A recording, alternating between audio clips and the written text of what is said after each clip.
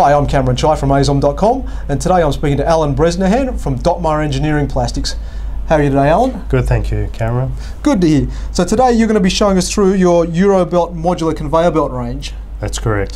So this is one of your belts. Could you tell us a bit about this one here? That is our B50 belt, which essentially is utilised in the meat, fish, poultry and vegetable processing industry. It's uniquely a cleanable belt, so it has very open area behind, so it is quite easily to keep clean in those kind of environments. Okay, and you've also got different configurations over here. You've got a more open design on this one here. That's correct. As opposed to the one previously shown as a flat top, this is a flush grid. It creates more open area and has more flow and quite essentially the cleanability and the flow through effect for wash down and more wet environments.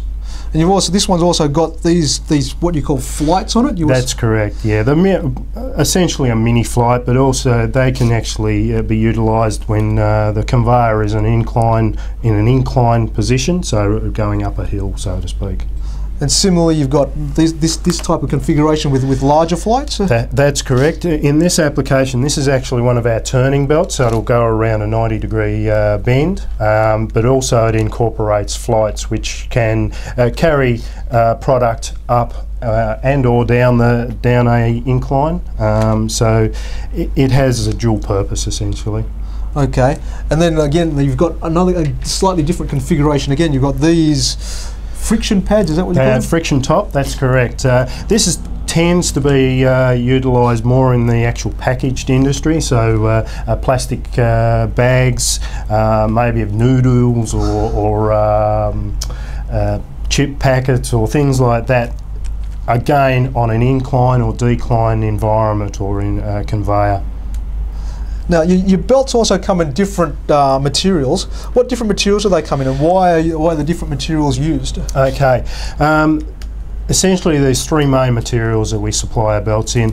Polypropylene, which is traditionally a white or a grey material, that tends to be used more for it's cost effective, but also it has direct food contact characteristics. It's FDA approved and complies with those regulations. The acetal is, or polyacetal, is actually usually in a blue colour, and that is more has more coefficient of friction and is able to be used more in the can or bottle industry for mass flow conveyors or accumulation tables. The other material is our polyethylene, which tends to be used more in lower temperatures, and it will handle temperatures down as low as minus 50 degrees for cooling tunnels, freezer tunnels. But also both the polypropylene and the polyethylene can come in a UV stabilised black material. Okay, and being a material that's got to be coming into food contact, you must have fairly good chemical resistance across the product range? Absolutely. With the polyethylene and the polypropylene, both of those have excellent chemical resistance, not just for the actual the food itself, but also the actual clean down and the cleaning agents that a lot of companies use these days. As opposed to the acetal, which tends to be not necessarily used in the direct food contact areas.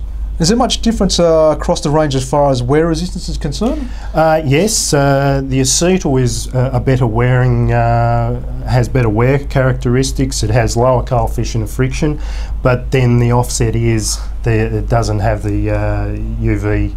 The chemical resistance. Chemical resistance. Right. With the polypropylene, certainly with the polyethylene, it's very, very good coefficient of friction as well, but it has a shorter or smaller range of temperature range compared to the polypropylene. And your belts come in a modular configuration, so that allows you to make them to different sizes, widths, lengths to suit people's applications? Absolutely. The beauty of the modular belting style is that we can make the belts to width and also length. Our assembly process in Australia has the capability on most of the flat top and common flush grid range.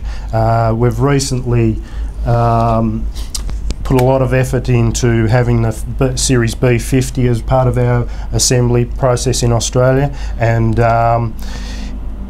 again, that is more into the meat processing industry, and again, with the flexibility of actually making it as required, I suppose, by the customer, then it just across the board has the flexibility. And you've got a fairly quick turnaround time for people who want to implement your belts into their systems? Absolutely. We pride ourselves on roughly about a 3-day turnaround for most of our Australian assembled belts, and as opposed to some of our friendly competitors. And for anybody who wants a little bit more information on your belt, where can they go? You can go to, you can call any Dotmar office throughout Australia and New Zealand, and certainly to our website, www.dotmar.com.au. All right, Alan, thanks very much for telling us about your Eurobelt modular conveyor belt systems. Thanks, Cameron.